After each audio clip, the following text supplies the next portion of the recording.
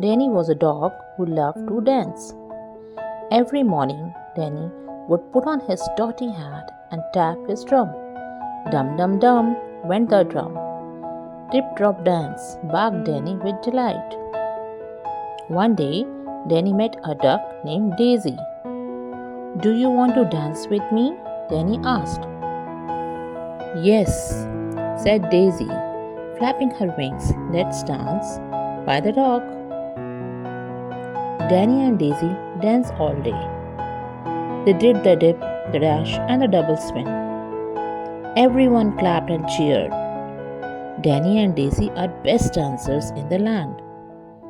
And from that day on, Danny danced daily with his drum, his dirty hat, and his new friend Daisy. Now, let's learn some new words with letter D. D, the dinosaur. D, the donut.